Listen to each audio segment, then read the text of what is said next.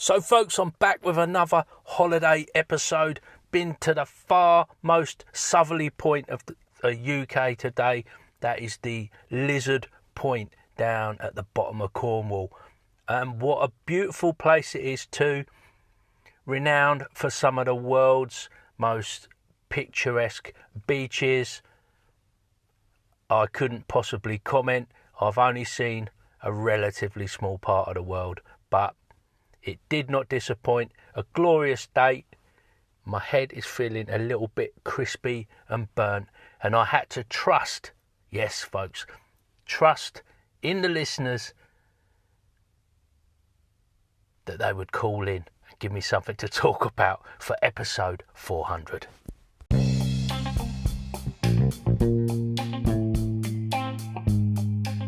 Hello, I'm Colin Green, and you are listening to Spike Pit. Hey, Colin, congratulations on 400 episodes, dude. That is an amazing achievement. It took me so much work and effort and dedication just to get to 200 a couple weeks ago, and you're at 400, man. Congratulations. I also want to touch on a little bit about what you were saying in regards to taking notes digitally as opposed to writing them down physically, and how the studies show that writing physically is a more effective means of retention. So I'm going to leave another message. While I won't dispute the science of those studies, I will say that those studies were just done with sighted folks and folks with normal abilities. So yeah, I don't know that those studies would yield the same results for, say, a blind person, you know? I don't think there is a set, more effective way. I really do think it's whatever works best for you individually, you know? And I think you feel that way too. I just wanted to point out that, you know, those studies were just done on, you know, quote unquote normal folks, not folks with special needs or abilities or anything like that. So I don't know, just some food for thought. Love you. Peace. Thank you kindly, Mr. Richter. Yes, 400 episodes is no mean feat. I've lost count of the number of times that I was going to pack it all in and call it a day. But folks like yourself, Joe, and all the other callers we've got today, people like Jason and Goblin's Henchman, just keep me coming back for more. I'm a glutton for punishment. And it's just become, like I say, it's a bit of an outlet for me, a creative outlet, a sketchbook, a way to solidify ideas, something I talked about in the last episode. And yeah, in relation to the note-taking, Joe specifically, he's called me out on that one. I don't know a lot about the research, and I certainly don't know anything about being visually impaired. I have an idea of what it may be like, and I would imagine that handwritten notes are perhaps the last thing you'd want to be messing about with. You've got no way to kind of enlarge them without perhaps scanning all the notes you've taken. And for sure, I guess the research was based on people with no issues in that regard. Why they did that, I don't know. I think it's trying to create this link between, maybe, I don't know if it's some kind of muscle memory or the act of just forming letters with your hand. There's this connection. Man, I don't know what the science is. I'm just making this stuff up as I go along. Jeez. But yeah, everybody finds their own method. I like the hard copy, but I do like the flexibility and the functionality that you get with digital media. And in fact, what I will quite often do is convert my notes to a digital format. One thing that I like to do is use voice recognition. So, not voice recognition, like voice to text. Take my notes, read them back, and then get a transcript from my readings. That has saved me some time in the past. And the other advantage of that is being a podcaster, it's just another bit of audio kind of practice. I don't know. Anyway, thanks for the call, Joe. Sorry about that. I don't think you've taken it personally. Well, I know you haven't. And yeah, man, they should cast their net a bit broader when they're doing this research for sure. No argument from me there. Now, talking of issues of quality and audio and stuff like that, we've got some calls now from Jason. I think it's probably going to come at the first couple of messages are going to come across a little bit quiet, I think, but being away from the awesome facilities and sprawling technical hub that is Spike Pit Studios, I'm unable to do too much with it at the moment. But Jason is talking about editing history. We've spoke about it a little bit before, but he's got more to say, and I will pick up once we've heard his messages. Hey, Colin, Jason here. Just responding to your most recent episode, The Idea of the Chronicler. Don't worry about not bringing that up in my podcast, the idea of the time frame between the real world and game time. Joe Richter of Hindsightless did bring that up effectively in his call. I agree with you as far as handwriting notes seems to be better for memory than typing them, but I find in my age and laziness that I have a hard time reading my handwritten notes where I can easily read my type notes. So there is that. As far as player roles or other things, Che Webster's made great use of this. He has a VTT Wrangler, somebody to help him with the virtual tabletops and to sort out all the players, player sheets and things like that, or somebody to help schedule games. So there are a ton of different player roles out there that can be effectively used. Great topic. Thank you for bringing it up. Now I'm going to mention something. You may not want to play this message, and that's okay if you don't. I'm going to apologize for all the noise in the background. So you may not want to include this message, and that's okay if you don't. But I wonder if going back and tinkering with our old episodes, as I pass a police officer talking into my phone, which I shouldn't be doing. I don't know if he's going to turn around or not. We'll see. But if so, we'll have a live recording of me getting a ticket. But point being, as far as going back and tinkering with our old episodes, why are we obsessed with the past? Why can't we just forget it and move on? Is that because we're worried about our legacy?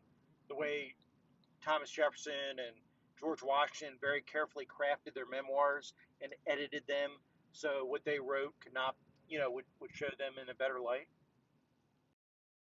I don't know. So I don't know. So I know you're not just editing your old podcasts because you're worried about your legacy. Well, maybe you are worried about your legacy, but I know it's not totally selfish in your desire because you're worried about new listeners. And when somebody new comes to the podcast, you're interested in presenting them something palatable and attractive. So I think there is a customer service aspect to your wanting to edit and fine tune your older episodes. But I do wonder about this idea of changing the past and curating the past separate from your desire for new listeners to hear something good. Why do we have that drive to fix the past and show ourselves in a better light, I wonder. I don't know. It's interesting. Anyhow, talk to you later. Yeah, thanks for the call in, Jason. Che's idea of a VTT Wrangler, I think it was a bit of a happy accident, if I remember correctly, and what a bonus. I mean, if I was doing a lot of VTT work, that's exactly what I'd need. Probably the closest I get to that is RFED he'll quite often get involved with the technical stuff if I am kind of straying down that dark path. But I jest, of course. Thankfully, we're back to face-to-face gaming in our group. I've got no real issue playing online, but running it, I just find it a bit tiring personally, because I guess I'm just not that familiar with it all. Bit more practice, I'd probably be fine. The other point that Jason talks about is this going back over your back catalogue and messing about with episodes. Yeah, I totally do it for future listeners. A little bit to do with a legacy. When I listen to my early episodes, they're super caught up. They're super tied in with what's going on at the time. And when I listen back, it just seems to be a waste of listeners' time. The other thing that it does is it ties in with my ideas of this cyclical process of creating stuff. You kind of, the same themes come around again and again, and when they come around for another second, third or fourth time, you start thinking, oh, maybe I should revisit that idea, and you end up going back and listening to recordings that you've got, and you think, well, actually there's some good stuff there, but I'd like to combine that with some new thinking and ideas that are more representative of how I see things now, and you end up with maybe a tighter episode that has got a bit more, it's just got a bit more content, and you know, I've got a little bit better at production perhaps, and you end up creating an episode that you think just surpasses the original, so I re-release it. The other thing I've done is I've taken past episodes and attached call-ins that were relevant to that episode, so someone coming along later on, they get the whole package. It's not about painting yourself particularly in a better light. Admittedly, some of the early episodes might seem a bit sort of amateurish or just plain crap, and they seem like a bit of an embarrassment, but chances are I wouldn't really do anything with those. It's only where there's some like quality content that perhaps deserves to be worked into a kind of an update and a rethink that would get the kind of the remix treatment, if you like. Generally now, with nearly 400 episodes up, I'm just taking episodes down because nobody looks at this stuff. 400 episodes, nobody bothers with it, and then I just put up like the best of type episodes going forwards. That seems to be fine. Nothing gets deleted. I've got it all. I'm working through putting some of it up on the Patreon, so really there's no changing of history, but it is an interesting thing. Like you say, Jason, if you're listening, I maintain it's a sketchbook. I consider it all a work in progress. For example, the likes of these RPG a day episodes, the chances of them really making much sense and staying, I don't know. Maybe it's ripe for a best of RPG a day 2021 remix. I don't know. Maybe I'll just leave it alone. But I like tinkering. Yeah. But maybe it is interesting. I don't know what other people think. Generally, I get the impression folks are busy. They just want to put stuff out there and then not really have to think about it again. And I can understand that as well. Hi Colin, Goblin Henchman here. So the other day I went on a long walk and I was listening to the RPG A Day podcast. I was alternating between your podcast and JRR Talking, it's a podcast, aka Joe Richter. And I was really enjoyed what you guys had to say. I got a little bit saturated by the end because I had lots of things I thought, I might ring in about that or that. And then when I got home, I thought, I can't remember anything now. Maybe it's my age.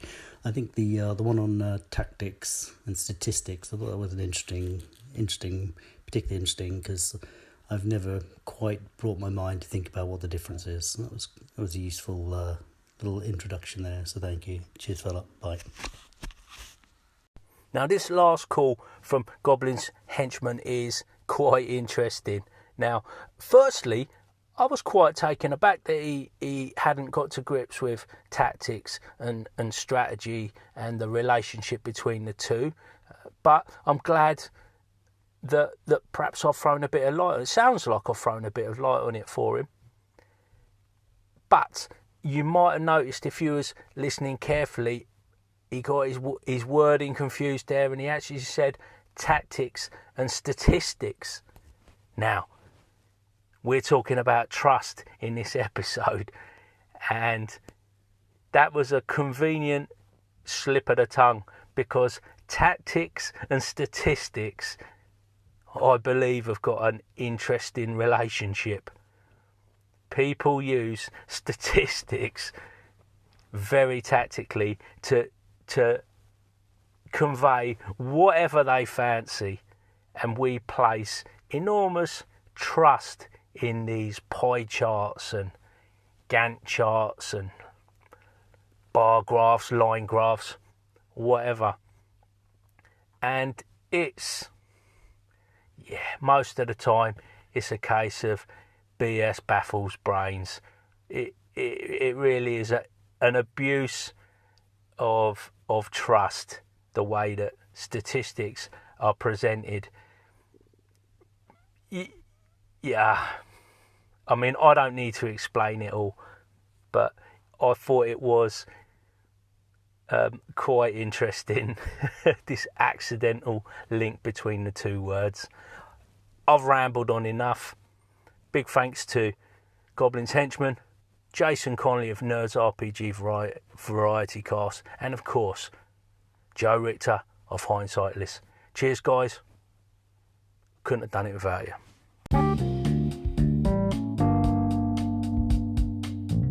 And that, as they say, is a wrap. Big thanks goes out to you, the listener, for taking a bit of time out of your day to listen to old Spike Pit. Take care, and I'll catch you later.